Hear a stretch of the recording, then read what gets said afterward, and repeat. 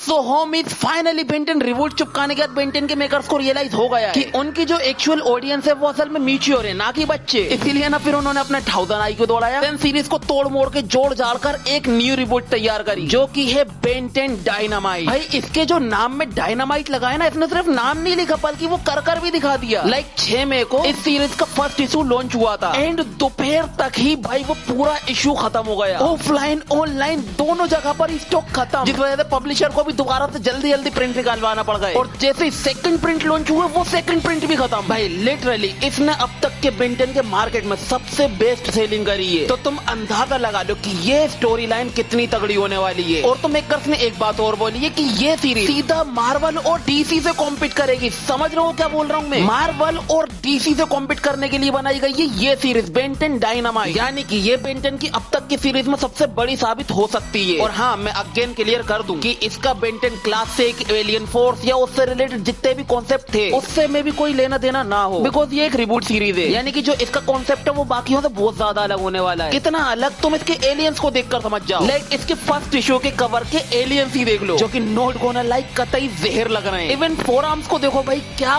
Cool look दिया है भाई उसको। और तो हाँ, मेकर्स ने एक बात और बोली है कि ये जो सीरीज है ये असल में हॉरर रिलेटेड होने वाली है, यानी कि इस सीरीज को देखने के लिए आपको 70+ होना जरूरी है। भाई मालूम है, सबको मालूम है कि भाई जहाँ पर ना आपने एज रिस्ट्रिक्शन लगा दिया वहाँ पर हर एक एज का बंदा आने वाला है। खैर, तो जो बेंटन क्लासिक की स्टोरी थी वो कहाँ से शुरू हुई थी? स्कूल से। लाइक ग्रैंडपा मैक्स आते हैं, उसको स्कूल से पिकअप करते हैं एंड समर कैंप के लिए निकल जाते हैं। देन हमें विलगेक्स और ज़ाइलिन की स्पेसशिप दिखाई गई थी, जहाँ पर विलगेक्स ओमनिट्रिक्स के पीछे पड़ा था जो कि ज़ाइलिन लेकर जा रही थी। जिस बीच उसने ज़ाइलिन का स्पेसशिप डिस्ट्रॉय कर दिया था। देन ज़ाइलिन ने वो ओमनिट्रिक्स एक छोटी सी बॉल के अंदर डिलीवर कर दिया था अर्थ पर, किसके पास? ग्रैंडपा मैक्स के पास, लेकिन उसको पहना था बेन ने। तो ऐसा दिखाया गया था अपन को क्लासिक का कॉन्सेप्ट। बट ये बिल्कुल अलग ही है। यहाँ पर विलगेक्स को मालूम ही नहीं है ओमनिट्रिक्स के बारे में, बस उसको इतना मालूम है कि रिसेंटली किसी ने एक वेपन बनाया है जो कि इतना स्ट्रॉन्ग है कि उसके रास्ते में रुकावट बन सकता है। खैर, तो ये स्टोरी शुरू होती है विलगेक्स की स्पेसशिप के साथ जो कि नॉट गोना लाइक बहुत प्रीटी लग रही है। लाइक क्लासिक के विलगेक्स के पास भी काफी एडवांस स्पेसशिप थी, बट उसका अंदर का लुक इतना ऑसम नहीं था। और तो ये जो डिजाइन दिया गया है ना स्पेसशिप को, ये मुझे स्टार वॉर्स वाली फीलिंग दे रही है। खैर, तो अभी हम आते हैं विलगेक्स पर, जो कि इस टाइम पर पूरे यूनिवर्स को कॉन्क्यूर करने के बारे में सोच रहा होता है। विलगेक्स बोल रहा होता है कि आखिरकार वो समय आ ही गया, वो समय जब ताकत की सबसे बड़ी चाह अपने आखिरी ब्रह्मांडीय नसीब से टकराएगी। मेरा इस ब्रह्मांड को देखने का तरीका सबसे अलग है। ऐसा इसलिए क्योंकि मैं बस इसे वो चीज समझता हूँ जिसे जीतना बाकी है और जो मेरे शाही और तानाशाही शासन के नीचे आने के लिए बिल्कुल तैयार है। इसीलिए अभी तक मेरे रास्ते में जितने भी प्लेनेट्स आए हैं और जिन्होंने भी मुझसे टकराने की कोशिश की है, वो सब की सब आग की लपटों में तबाह हो गए। तो बताओ मुझे, अब ऐसी कौन सी चीज है जो मुझे चुनौती दे सकती है, या कोई ऐसा हथियार जो मेरे रास्ते का कांटा बने? हाँ, अब तक तो मेरा यही मानना था कि ऐसा कुछ भी नहीं है, और अफसोस की बात है कि हाल ही में किसी ने एक ऐसा हथियार बना लिया है जो मुझे रोक सकता है, और बहुत ही जल्द वो भी मेरा होगा। और फिर इस दुनिया में ऐसा कुछ भी नहीं होगा जो मुझे रोक सके।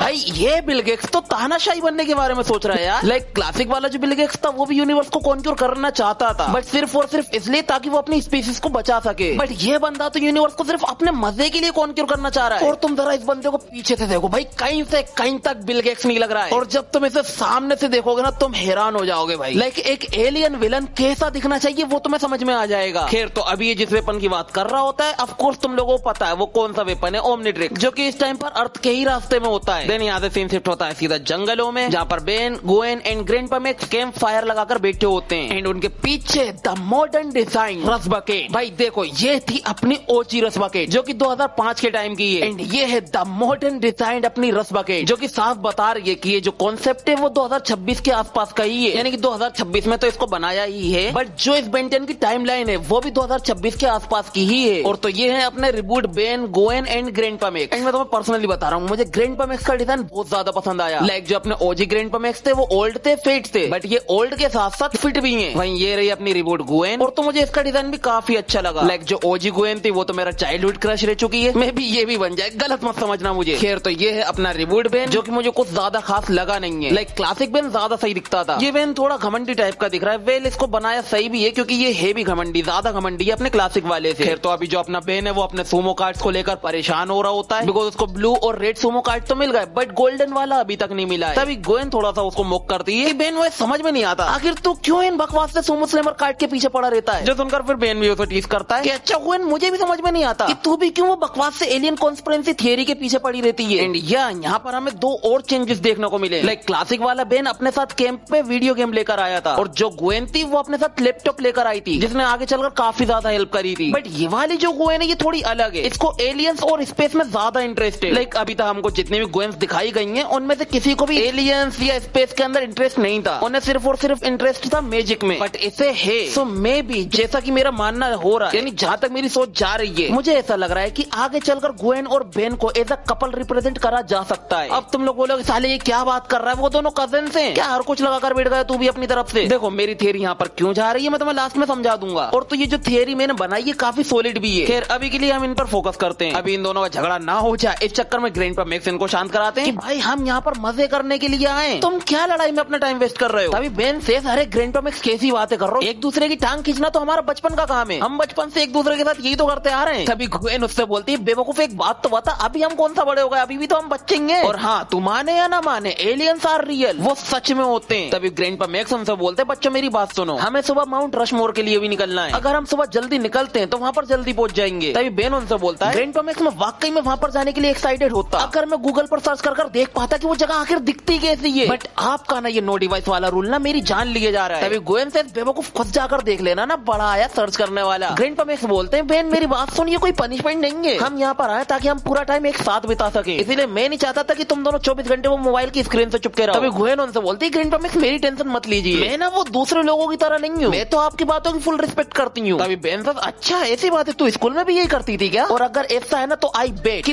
तू ना जरूर अपनी टीचर की पालतू रही होगी। भाई ग्रैंडपा मैक्स वो इन दोनों के झगड़े को देखकर खुद को शांत करने का ट्राई कर रहे होते कि बस 3 महीने की बात है तू ये कर सकता है। और तभी ना बेन गोयन को है ना थोड़ा ज्यादा बड़ा ताना मार देता है, वो उससे बोलता है आर यू श्योर कि तू बिना किसी फैसिलिटी के पूरा समर बिता पाएगी यहाँ पर, तो ये लगता होगा कि तू टफ है, बट तू है तो एक लड़की ही ना, तो आखिर क्या कर लेगी। देखो मैं जानता हूँ कि तुम लोगों को ज्यादा बड़ा ताना नहीं लगेगा, बट अपने बेन ने कभी इस तरीके का ताना नहीं मारा है गोयन को कि लाइक तू लड़की है तो तू टफ नहीं हो सकती। वहीं अभी ग्रैंडपा मैक्स उनको फिर से समझाने का ट्राई कर रहे होते हैं कि भाई मुझे तुम्हें ये याद दिलाना पड़ेगा कि मैंने तुम्हारे पेरेंट्स से प्रॉमिस किया है कि तुम्हें वो अमेरिका दिखाऊंगा जो तुम स्क्रीन पर कभी भी एक्सपीरियंस नहीं कर सकते, और अगर तुम दोनों यहाँ पर एक दूसरे को मार कर बैठ जाओगे तो तुम्हारे पेरेंट्स ना मुझे जिंदगी भर ताने मारते रहेंगे, समझ रहे हो ना मेरी बात को। भाई बेन से सारे ग्रैंडपा मेरी टेंशन मत लीजिए, मेरे साथ मेरे कार्ड्स है ना, और वो पढ़ाकू भी अपने साथ वो साइंस की बुक लेकर आई है बकवास सी। जो सुनकर गोयन तो बोलती है ठीक है भाई जो बोलना है बोल, तुझे एटलीस्ट मेरे पेरेंट्स ने मुझे यहाँ पर छुटकारा पाने के बहाने तो बिल्कुल नहीं पहुंचाया है। जो सुनकर ग्रैंडपा मैक्स उसको शांत कराते हैं कि गोइंडेलिन ये बहुत ज्यादा हो रहा है। वहीं बेन उसे ये सुनकर बहुत ज्यादा गुस्सा आया था कि मुझे उन लोगों की जरूरत है भी नहीं और तुम लोग करो यहाँ पर मजे फाजे, मैं जा रहा हूँ यहाँ से। ये बोलते ही बेन अकेला जंगल की ओर भाग जाता है। एंड डैम ये बेन को देखकर ऐसा बिल्कुल भी नहीं लग रहा कि ये अपने पेरेंट्स के साथ लॉयल भी होगा। लाइक ये क्या बोल रहा है कि मुझे मेरे पेरेंट्स की जरूरत है भी नहीं। वहीं क्लासिक वाला बेन वो अपने मॉम डैड के ऊपर जान छिड़कता था और वो भी उसके ऊपर अपनी जान छिड़का करते थे, बट जैसा कि गोयन ने कहा कि बेन को यहाँ पर उसके मॉम डैड ने छुटकारा पाने के लिए पहुंचाया है, तो मैं भी इसके 2 रीजन निकल सकते हैं। लाइक बेन को ज्यादा बिगड़ेल बच्चा है, या फिर जो बेन के पेरेंट्स हैं वो बिल्कुल भी अच्छे नहीं है। लाइक क्लासिक वालों की तरह क्लासिक वाले अच्छे थे इसीलिए बेन भी अच्छा था, मैं भी हो सकता है यहाँ पर बिल्कुल उल्टा हो। खैर तो इसके बाद हमें वो चीज देखने को मिलती है जो क्लासिक बेन के अंदर मिसिंग थी। लाइक जो ओमनिट्रिक्स है वो अर्थ के एटमॉस्फेयर में एंटर कर चुका होता है और इसकी जो खबर है वो आर्मी वालों तक पहुंच गई होती है उनके सैटेलाइट के थ्रू, जो कि क्लासिक बेन के अंदर हद से ज्यादा मिसिंग लगी मुझे। लाइक आसमान से आउट ऑफ स्पेस से कोई अनजान चीज अर्थ के एटमॉस्फेयर में एंटर कर रही है और किसी को पता ही नहीं, जो कि मुझे बहुत बेकार लगा था। बट यहाँ पर इन लोगों ने थोड़ा ज्यादा दिमाग दौड़ा दिया तो मुझे काफी अच्छा लगा ये सीन। खैर तो हम आते हैं अभी बेन पर, जो कि इस टाइम पर जंगल में घूम रहा होता है। सच कहूं तो वो यहाँ पर खो गया होता है। तभी वो देखता है कि आसमान से एक मीटियोर गिर रहा है जो कि सीधा उसी के पास आकर गिर जाता है, जो कि हमें मालूम है। देन इसके बाद बेन उसको चेक करने के लिए जाता है कि आखिर उसमें क्या है। बट यहाँ पर जो है हमें क्लासिक बेन 10 की तरह ओमनिट्रिक्स जिस बॉल के अंदर आई थी वो नहीं दिखाई जाती है, बल्कि जो लाइट उस मीटियोर के पास से निकल रही होती है उसमें से एक रस्सी निकलकर बेन के पास आती है चुपचाप से, लाइक बेन और सीधा उसके हाथ से लपट आती है, जिसे बेन हटाने का काफी ट्राई करता है, बट ऑफ कोर्स वो ना निकलने वाले बिकॉज वो उसके डीएनए से कनेक्ट हो चुकी है, हमें मालूम है। एंड उसी मोमेंट पर वहाँ पर आर्मी वाले भी आ गए होते हैं, वो भी पूरे वेपन्स के साथ, लाइक टैंक मैंक सब लेकर आए यहाँ पर, जो कि एक तरीके से मेरी नजरों में ना रियलिटी को दर्शा रहा है। लाइक अगर किसी भी अनजान चीज का पता लगता है तो आर्मी वाले वहाँ पर इसी तरीके से जाते हैं। खैर तो जैसे आर्मी वाले वहाँ पर पहुंचते हैं वेन वहाँ से गायब हो जाता है। देन तभी हम देखते हैं कि वहाँ पर एक वो बंदा आया होता है जिसका बेन 10 में बहुत आगे चलकर काम हुआ था। लाइक इस बंदे को बेन 10 में बहुत आगे चलकर दिखाया गया था। अगर तुम लोगों को समझ में नहीं आया तो मैं बात कर रहा हूँ कर्नल रोजियम की, जिन्हें बेन 10 में काफी आगे चलकर दिखाया गया था। यानी इस बेंटेन का कॉन्सेप्ट ना बहुत ज्यादा अलग हो गया है। खैर तो अभी जो कर्नल रोजियो में वो सभी लोगों को काम पर लगा देते हैं कि यहाँ पर कैंप लगाओ, यहाँ पर अपने साइंटिस्ट रिसर्च करेंगे कि क्या है क्या नहीं है, एंड हमें हर हाल में ढूंढना है कि आखिर यहाँ पर क्या चीज लैंड हुई है। भाई हम बेन को देखते जो कि पेड़ के एक कोने में छुपा होता है इन सबसे। देन हम आते हैं ग्रैंडपा मैक्स पे जो कि इस टाइम को बेन को ढूंढने के लिए जंगल में आ गए होते हैं। तभी वो भी वो लाइट देख लेते जो कि ओमनीट्रिक्स के पास से निकल रही होती है, और तो उनको कोई भी आइडिया नहीं है कि आखिर ये लाइट किस चीज से आ रही है। इसीलिए फिर वो उस चीज को चेक करने के लिए निकल जाते हैं, और तो विश कर रहे होते हैं कि ग्वेन सबको संभाल ले वहाँ पर। एंड ये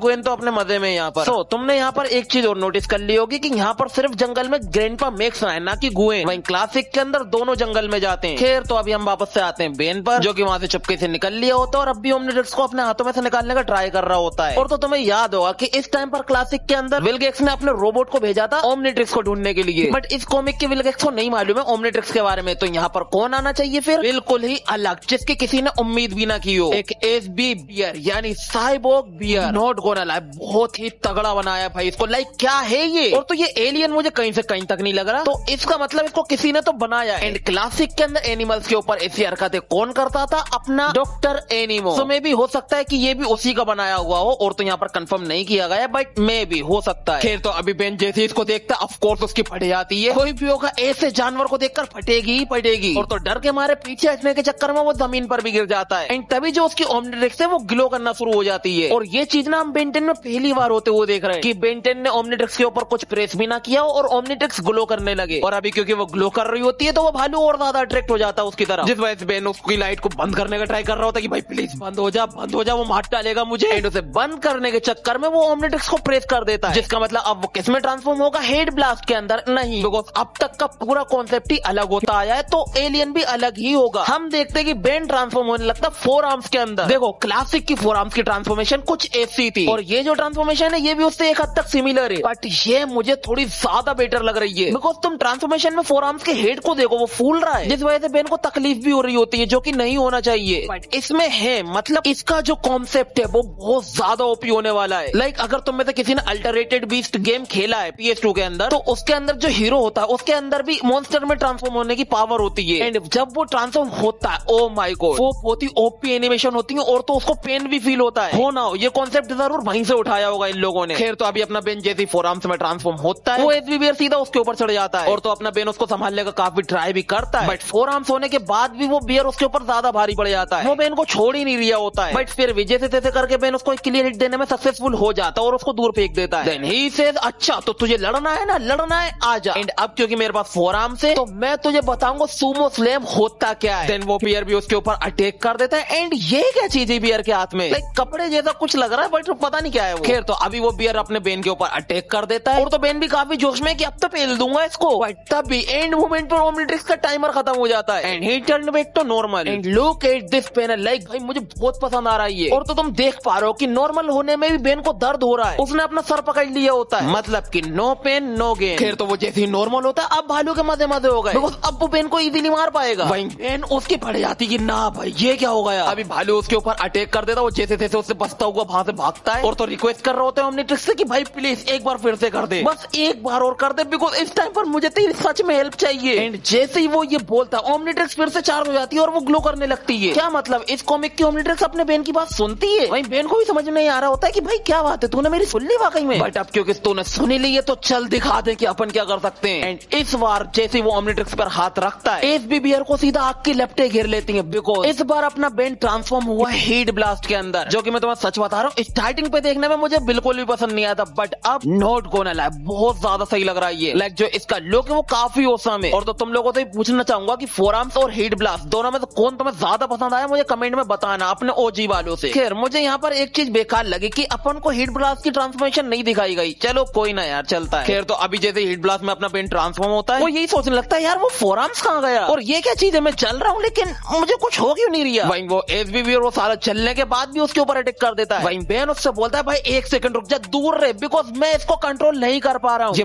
बोलते ही हीट ब्लास्ट वाकई में ब्लास्ट हो जाता है, एंड उसके आसपास जितनी भी जगह होती है उधर आग फैल गई होती है, और तो भालू के मुंह में भी आग लग गई होती है, इसलिए वो वहां से भाग जाता है। और तो वो जो आग फैली होती है वो चीज आर्मी वाले भी देख लेते हैं, इसलिए वो वहां पर आ जाते हैं और बेन वहां से भाग जाता है। और तो उन लोगों को कुछ भी समझ में नहीं आ रहा होता कि भाई आखिर यहाँ पर ये हो क्या गया, इसलिए उनमें से एक बंदा जल्दी से कर्नल रोजियम को कॉल लगाता है कि हम क्रेस्ट साइट की थोड़ी सी दूरी पे हैं और यहाँ पर कहीं से हीट ब्लास्ट हो गया। सो ही बेन को यहाँ से हीट ब्लास्ट का नाम मिल जाएगा। खैर तो जैसे कर्नल रोजियो में ये सुनते हैं वो समझ चाहते हैं कि ये कोइंसिडेंट नहीं है, कुछ तो है यहाँ पर। इसीलिए वो उनसे बोलते हैं कि भाई वहाँ पर जो कोई भी चीज है हमें कैसे भी करके उसको ढूंढना पड़ेगा और न्यूट्रलाइज करना पड़ेगा, यानी खत्म करना पड़ेगा, इससे पहले कि हालत काबू से बाहर हो जाए। देन हम वापस से आते हैं ग्वेन पर, जो कि इस टाइम पर ग्रैंडपा मैक्स को कॉल लगाने का ट्राई कर रही होती है, बट उनका कॉल नहीं लग रहा होता है। लेकिन एक सेकंड, यहाँ पर तो ये लोग मोबाइल जैसा कुछ लेकर ही नहीं आते, तो ये कहाँ से आ गया? एक मिनट, मैंने अभी नोटिस करा कि ये फोन नहीं है, ये कुछ मैसेज फैसेज का कुछ तो है, पता नहीं क्या है, आगे चलकर शायद से हमें पता चल जाए। खैर तो हम वापस से आते हैं अपने ग्रैंडपा मैक्स पर, जो कि मैं भी उसी जगह पर पहुंच गए होते हैं जहाँ पर ओमनीट्रिक्स गिरा था। बिकॉज वो जैसे ही उस जगह को देखते हैं वो बस यही बोलते हैं कि भाई मुझे पता था कि ये एक ना एक दिन होगा, बट इतनी जल्दी होगा इसकी मैंने उम्मीद नहीं की थी। बट ये बोलते हो तुम ध्यान से देखो, वो ऊपर की ओर देख रहे हैं, और इसके बाद ही हमें विलगेक्स का स्पेसशिप दिखाई दिया जाता है। मतलब कि ग्रैंडपा मैक्स ये बात किसी और चीज को देखकर बोल रहे हैं मे बी, और वो क्या है वो हमें नहीं मालूम, नेक्स्ट शो में पता चल जाएगा। अभी के लिए हम आते हैं विलगेक्स की स्पेसशिप पर, जहाँ पर उसके लोगों ने एक यूनिक सिग्नल ढूंढ लिया होता है, जो कि उनके जो डीप ब्लैक डाटा फाइल है उसके अंदर जो ओमनी एनर्जी है उससे मैच खा रहा है, यानी कि अपनी ओमनीट्रिक्स से। बिकॉज जो अपना बेन है वो इस टाइम पर हीट ब्लास्ट में बना हुआ है, एंड ओमनीट्रिक्स को सिर्फ तभी डिटेक्ट किया जा सकता है जब वो एक्टिवेट हो, यानी एलियन बन चुका हो कोई। जो सुनने के बाद विलगेक्स काफी खुश होता है कि फाइनली मुझे पता ही था कि वो चीज मुझसे ज्यादा देर तक नहीं छुपी रह सकती। तो अब तुम लोग जल्द से जल्द उसके सिग्नल्स को डिटेक्ट करो और जो सबसे नजदीक प्राइम ऑपरेटिव है उससे कांटेक्ट करो, ताकि वो लोग स्पेस लॉन्च को एक्टिवेट कर सके उस बैक वाटर सेक्टर के लिए, जो कि अभी अनजान है कि उनके हाथ क्या लगाए। उनको इस टाइम पर कोई आइडिया नहीं है कि उनके हाथ तो यूनिवर्स पर रोल करने वाली चाबी लग गई है, जो कि बहुत जल्द मेरी होगी। एंड ये रहा अपने विलगेक्स का first look, and oh my God भाई, अपना जो क्लासिक विलगेक्स था वो बस बेन को मारता था, बट इसे देखकर लग रहा है बेन की मारेगा। और तो जो क्लासिक वाला विलगेक्स था वो बेन से ओमनीट्रिक्स छीनने के लिए उसका हाथ काटने वाला था, बट ये बंदा बेन को ही खा जाएगा सिर्फ ओमनीट्रिक्स के लिए, भाई देख लेना। तो ये मैं कहना चाह रहा था कि एक एलियन विलन कैसा दिखना चाहिए वो तुम्हें इस सीरीज में समझ में आएगा, ऐसा दिखना चाहिए। एंड मुझे पता है कि ये तुम लोगों को भी काफी पसंद आया होगा। खैर तो अब जो बेन 10 का फर्स्ट इशू था वो यहीं पर खत्म होता है, जो सेकंड इशू है वो आएगा 10 जून को। एंड मैं सीरीज को आगे कंटिन्यू सिर्फ तभी करूंगा जब तुम लोग कमेंट में कहोगे कि नेक्स्ट पार्ट, और बताओगे कि ये तुम्हें कैसी लगी है। और हाँ, अब वो थियरी की बात जो मैंने तुमसे कहा था ना कि ग्वेन और बेन क्यों कपल बन सकते हैं, देखो जहां तक मुझे मालूम है तुम लोगों को ये बात बिल्कुल भी नहीं मालूम होगी कि जब क्लासिक बेन 10 लॉन्च होने वाला था, उसके लॉन्च होने से पहले मेकर्स ने ग्वेन और बेन को एज अ कपल रिप्रेजेंट करने का सोचा था। और ग्वेन का जो फर्स्ट लुक है वो कुछ ऐसा दिखने को मिलता है हमें, लाइक लंबे बाल होते उसके और फुल ड्रेस में होती। और तो हमने बेन 10 क्लासिक में भी देखा था कि कई मोमेंट्स पे ग्वेन और बेन एक दूसरे के काफी क्लोज भी आ गए थे, बट उन मोमेंट्स पे ग्रैंडपा मैक्स ने आकर पानी फेर दिया, इस वजह से कुछ आगे कहानी बनी ही नहीं। बट इसके अंदर में भी बन सकती है, लाइक जो ग्वेन है उसको एलियंस में हद से ज्यादा इंटरेस्ट है, एंड मे बी जब बेन एलियन बन जाए तो हो सकता है वो उसे लाइक करने लगे, लाइक काईगिरी। तुम लोग काईगिरी को तो जानते ही होगे, जो बेन को वैसे तो पसंद नहीं करती थी, बट जब वो वेयरवुल्फ में ट्रांसफॉर्म हुआ तब वो उसे पसंद करने लगी। तो मे भी हो सकता है कि ग्वेन का भी वैसा ही हो, या फिर हो सकता है कि कदर नहीं रखे इसके अंदर भी, क्या पता। फिर तो तुम लोग अपनी अपनी थियरी बता सकते होगे क्या हो सकता है क्या नहीं हो सकता, मैं वेट कर रहा हूँ। तो आज की वीडियो बस यहीं तक के लिए थी, अब मैं तुमसे मिलता हूँ सीधा नेक्स्ट वीडियो में, तब तक के लिए गुड बाय।